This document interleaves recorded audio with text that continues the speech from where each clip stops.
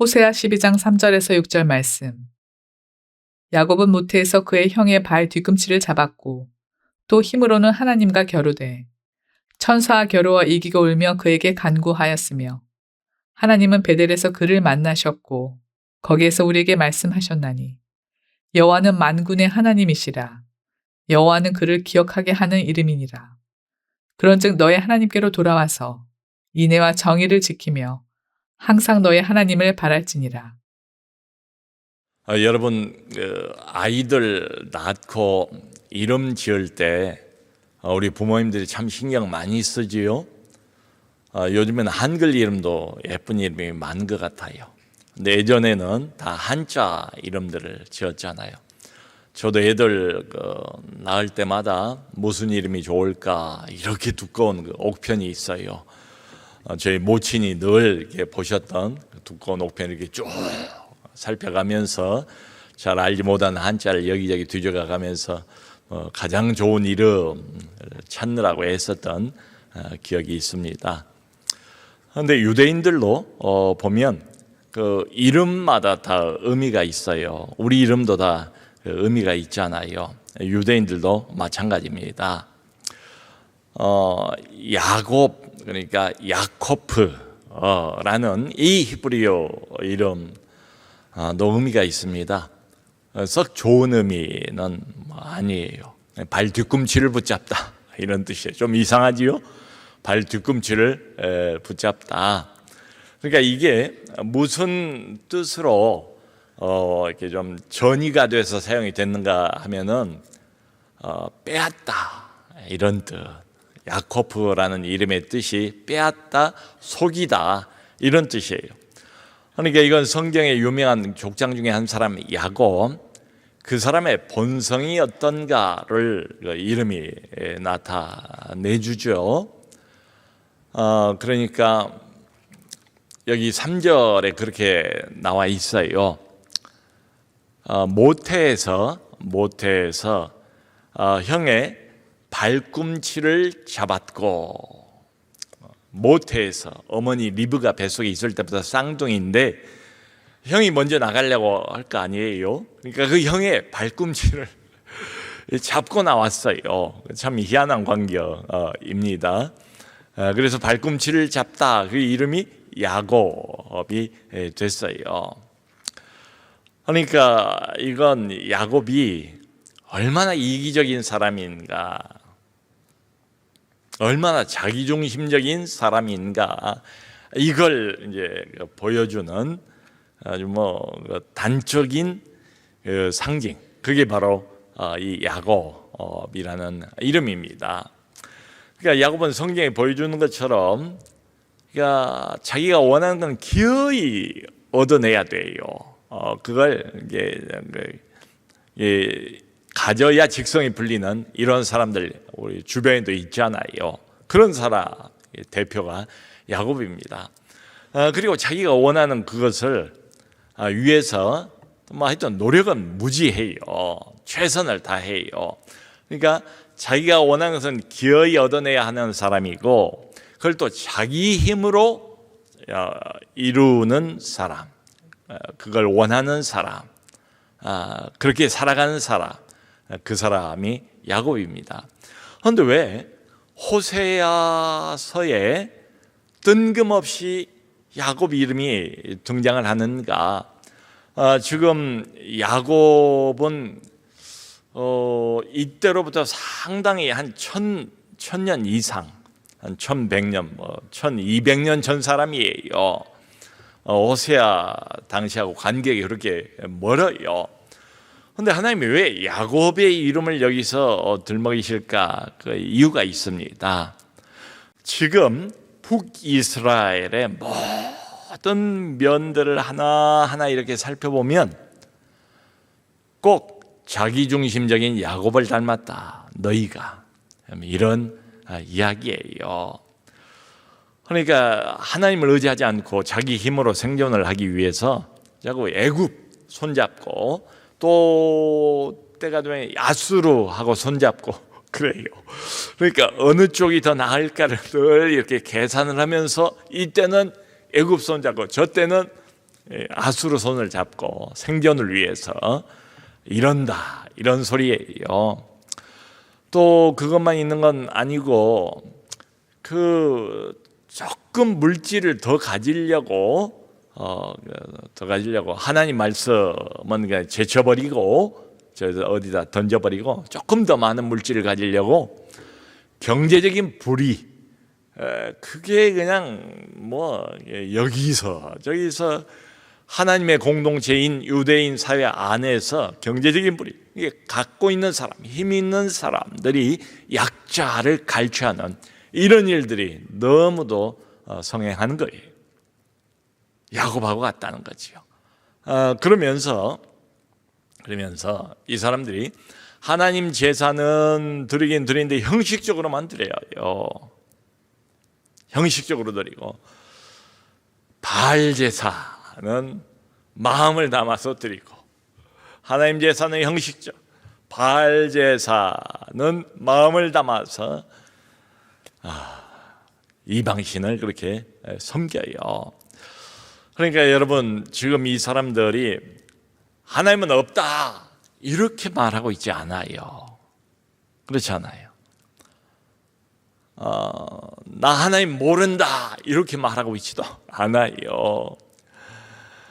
그런데 하나님의 뜻을 따라서 하나님을 섬기는 것도 아니에요. 그러니까 한마디로 하나님이라는 신 만나본 적도 없고 본 적도 없는데 전통적으로 쭉 내려왔으니까, 유대 종교니까 하나님이라는 신을 인정을 해요. 그런데 자기 방식대로, 이건 신앙생활이 아니에요. 이 종교생활, 종교활동을 하는 거예요. 자기 방식대로 하나님을 대하는 종교활동을 하는 거예요. 그러니까 이게 한두 사람이 아니에요. 북이스라엘 사회 전체가, 하나님 백성 공동체 전체가 이렇다. 마치 야곱이 그랬던 것처럼 이런 이야기입니다. 그러니까 이럴 때 자기 방식대로 하나님을 늘 대하면 특징이 뭔가 하면, 하나님이 이걸 기뻐하실까 아니면 싫어하실까를 절대로 물어보질 않아요. 어떤 일을 앞에 놓고도 여기에 대해서 하나님이 무엇을 원하실까, 하나님이 무엇을 말씀하실까, 이걸 생각해 보지를 않아요. 왜냐하면 자기 방식이 정해져 있으니까요.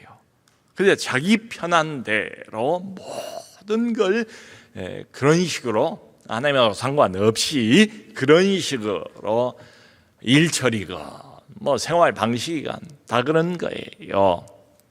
이걸 좀 적용을 해보면, 저는 온라인 예배 이거 참 필요하면서도 이거 참 한편은 부담이에요. 온라인으로 예배를 드릴 수밖에 없는 형편에 있는 사람들이 있지요. 왜 없겠어요? 병중에 있는 분, 입원해 있는 분, 멀리 출장가 있는 분, 특별한 사정이 있어서 직접 현장에 못 나오는 분. 근데 이 온라인 예배가 다른 면으로 생각해 보면 살아있는 신앙, 현장 예배가 주는 그 특별한 감동과 하나님의 임재와 성령의 기름 부으심을 자꾸 이것이 희석하고 있는 건 아닌가. 그래서 현장에 좀 오세요.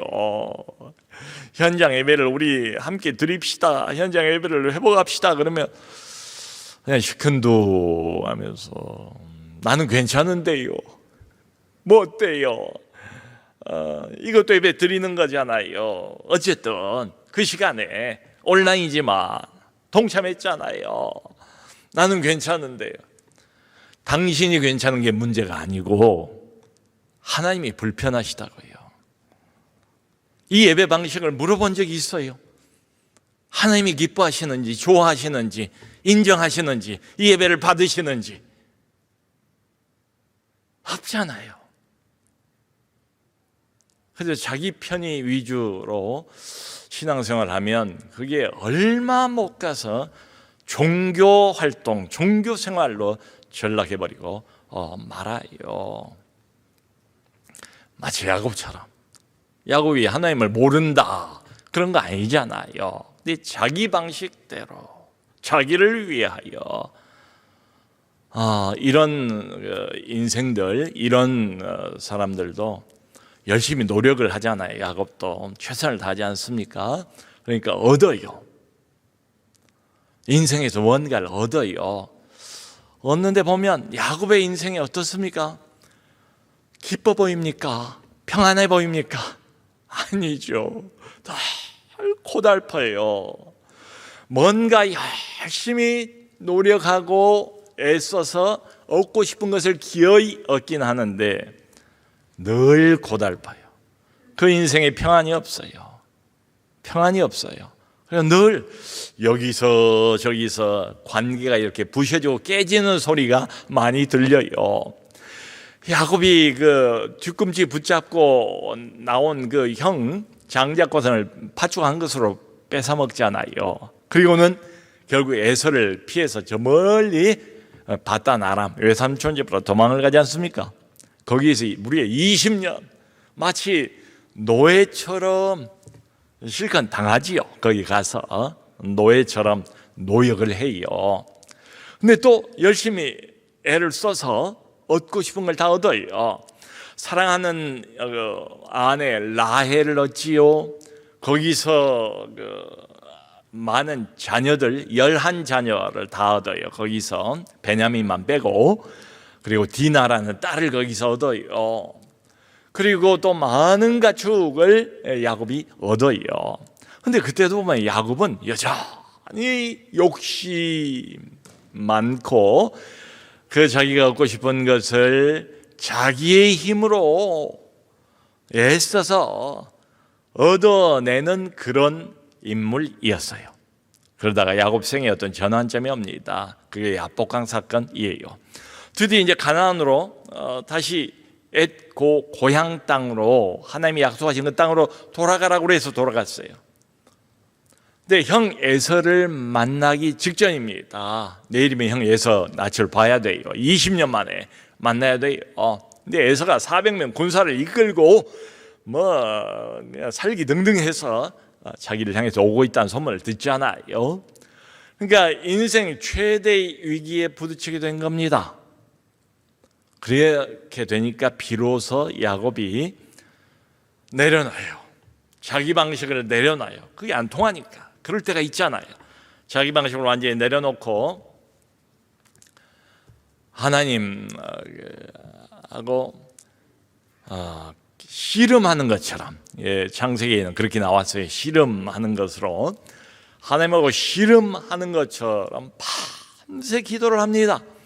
그저 한두 번 기도한 게 아니고요, 설렁설렁 기도한 게 아니고요, 그야말로 온 마음을 하얗게 세우면서 죽자 사자 매달려요. 여기 3절에 보면 그런 말이 나와요. 울며 간구했대요.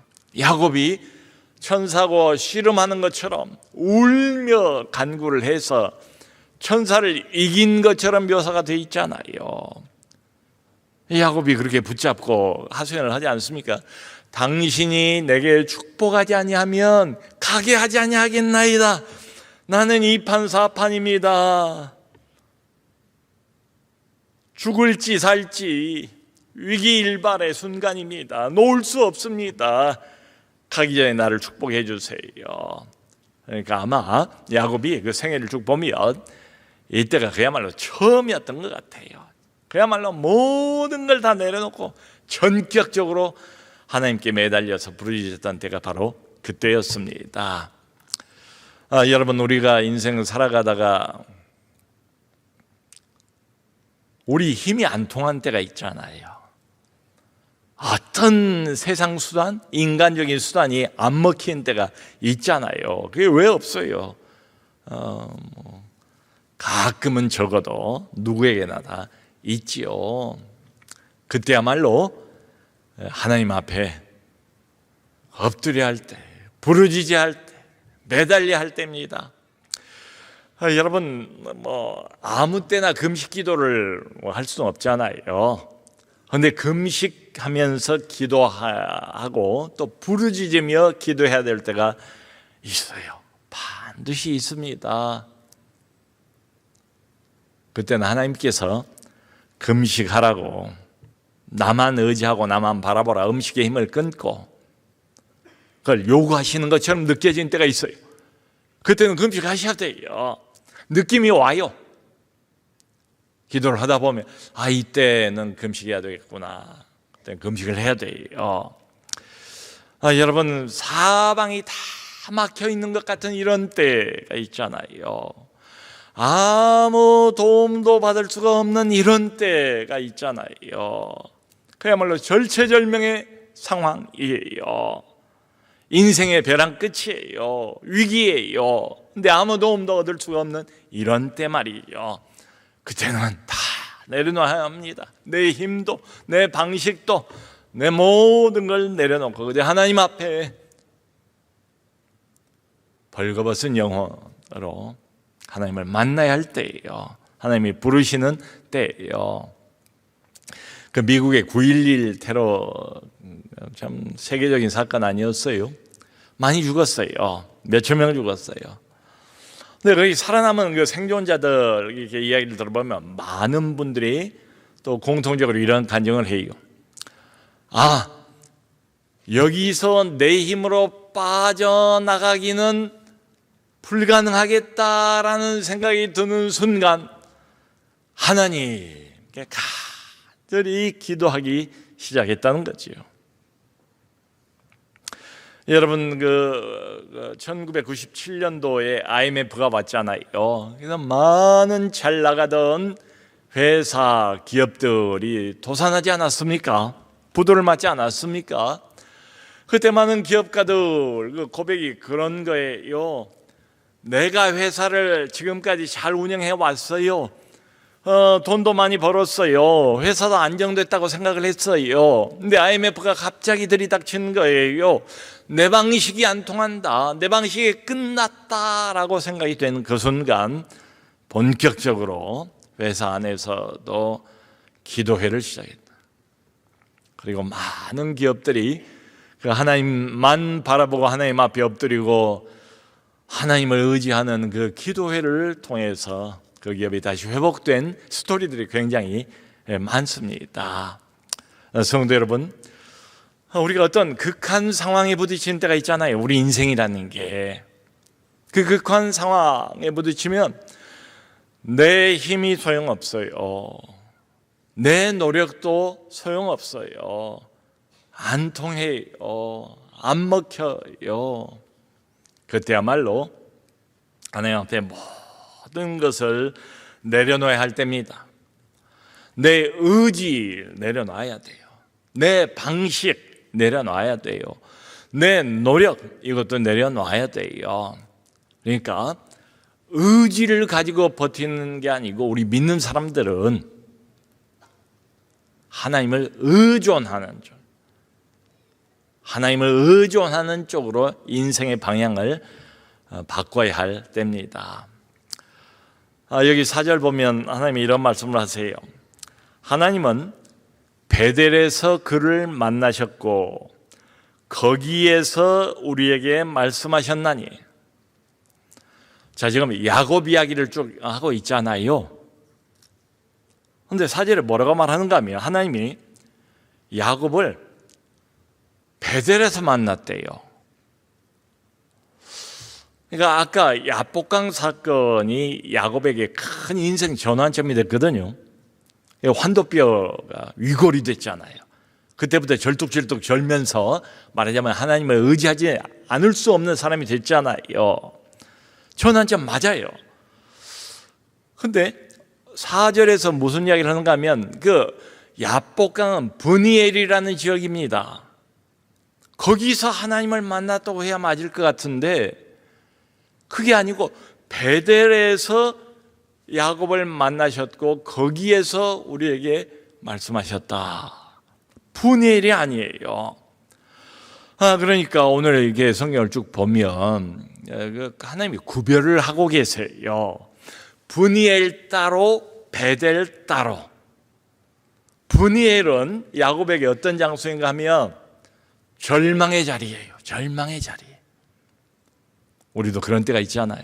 절망의 시간, 절망의 자리. 브니엘은 야곱이 부서지는 자리예요. 우리도 그런 때가 있잖아요. 그런 시간이 있잖아요. 우리의 인생이, 나의 인간적인 면들이 산산이 부서져 조각이 나는 그런 자리가 브니엘이에요. 야곱이 가지고 있는 인간적인 모든 힘이 다 빠지는 자리, 그게 브니엘이에요. 근데 하나님이 성경을 보면 야곱에게 가나안으로 돌아가라고 말씀하시면서 베델로 가라고 그래요. 베델로 올라가라고 처음부터 말씀하셨어요. 근데 야곱이 브니엘을 경험을 했거든요. 에서하고 화해를 했거든요. 그리고 가나안으로, 약속의 땅으로 다시 돌아왔거든요. 근데 가라는 베델로 바로 가지를 않아요. 창세기를 보면 세겜이란 지역에 머물러요. 그리고 세겜에 살고 있는 가나안 족속들하고 애매한 동행을 시작해요. 꽤 오랫동안. 그 세겜에서 디나 사건이 벌어집니다. 하나밖에 없는 딸이 그 세겜 추장의 아들에게 성폭행을 당해요. 그걸 복수하기 위해서 야곱의 아들들이 세겜 족속들을 다 할례받게 해놓고 난 다음에 가서 칼로 다 죽여요. 몰살을 시켜버려요. 야곱이 그 사건을 겪으면서 크게 깨닫고 비로소 옮깁니다. 베델로 옮겨가서 모든 가지고 있던 우상, 그때까지도 우상을 달고 왔던가 봐요. 우상을 다 버려요, 거기서. 그러자 비로소 베델에서 하나님이 야곱에게 다시 나타나세요. 그리고는 야곱의 이름이 있잖아요. 너 이제는 야곱 말고 이스라엘이라고 해라. 그 브니엘에서 받았던 새로운 이름 이스라엘을 확인을 해주시고, 그리고 야곱 이스라엘에게 주신 언약을 재확인을 해 주세요. 그게 어디냐면 베델이에요. 여러분, 그러니까 이게 말하는 게 뭘까요? 브니엘에서 한번 기본적으로 깨졌어요. 인간성이 부서졌어요. 환도뼈 얻어 맞았어요. 더 이상 혼자서는 인생길 못 가요. 하나님을 의지하면서 갈 수밖에 없는 인생이 됐어요. 그런데 완벽해진 건 아니죠. 하나님이 마음에 흡족할 만큼 완전해지진 않았어요. 더 변화가 필요했어요. 그게 뭔가 하면 베델입니다. 베델까지 가야 되는 거예요. 여러분, 그래서 여기 6절 보면 이런 말을 해요. 요 6절 말씀은 1000년도 넘는 그때의 조상 야곱을, 그 사건을 리마인드를 시키면서 지금 북이스라엘 백성들에게, 그 사람들에게 지금 호세아를 통해서 북이스라엘 백성 공동체에게 이 말씀을 하시는 거예요. 이제 너희는 너의 하나님께로 돌아와서 너의 하나님을 바랄지니라. 너희가 모든 면에서 이기적이고 자기중심적인 게, 내 음성 안 들고 네 방식대로 종교 생활하는 게 옛날 야곱하고 똑같다. 야곱의 브니엘 사건, 그리고 베델 사건을 언급을 하면서 이제는 너희도 너의 하나님께로 돌아와라. 그리고 너의 하나님을 바랄지니라. 그러니까 지금 한참 범죄 중이고 완전한 멸망을 불과 몇십 년 남겨놓은 이 사람들에게 마지막 기회처럼, 마지막 경고처럼 이제 그만 그 일을 그치고 너희 하나님께로 돌아오라. 지금 그 이야기입니다. 너희도 내게로 돌아오라. 형식적인 껍데기 종교 활동 그치고 마음을 담아서 내게로 돌아와라. 브니엘에 머물러 있지 말고 내가 원하는 베델까지 나오라. 이런 이야기입니다. 여러분, 팀 켈러 목사님이 처음부터 그렇게 뉴욕 도시 전체를 다 커버할 수 있는 그런 훌륭한 교회예요. 훌륭한 목사님이었던 건 아니었어요. 그분도 30대 그 초반 목회 실패도 하고 어디 시골 교회 목회를 하다가 참 어려움도 많이 겪고 성과주의 그리고 사람들의 인정 욕구 여기 시달리기 시작하면 늘 불안하죠. 다른 사람들이 나를 어떻게 보나 여기 시달린 거예요. 그러다가 어느 순간에 복음의 비밀을 나름 깨달았어요.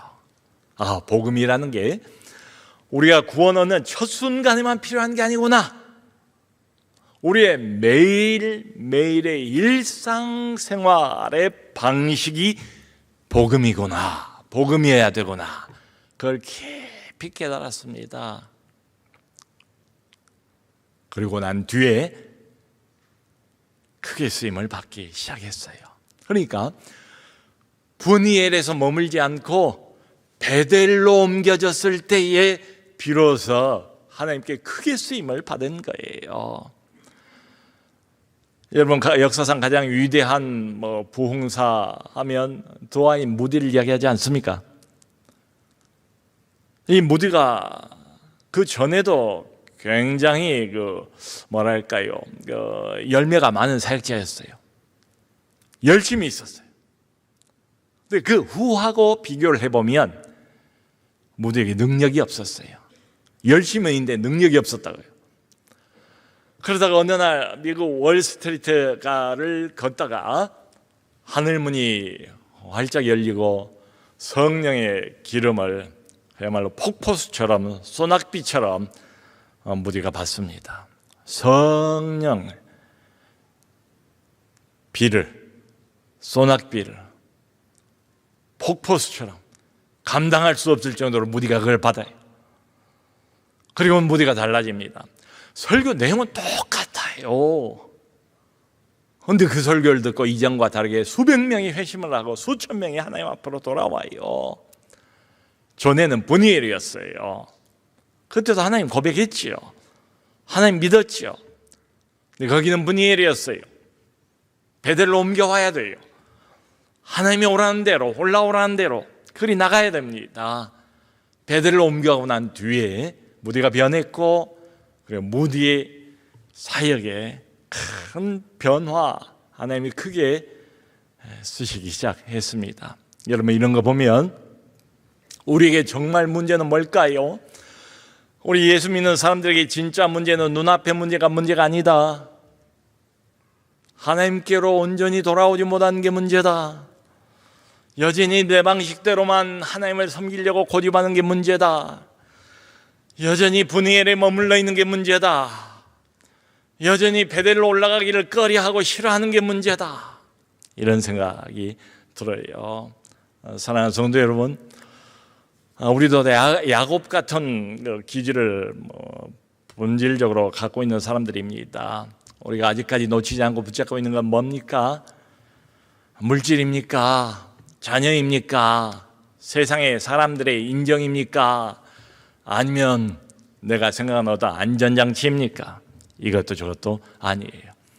우선 해야 될 일, 그건 뭔가 하면 온전히 하나님께로 돌아가는 일입니다. 분이엘에서 베델로 올라가는 일입니다. 너희는 너의 하나님께로 돌아오라. 온전히 온전한 마음으로 하나님께 돌아오기를 힘쓰는 우리 모두 될 수 있기를 주 예수 그리스도의 이름으로 축원합니다.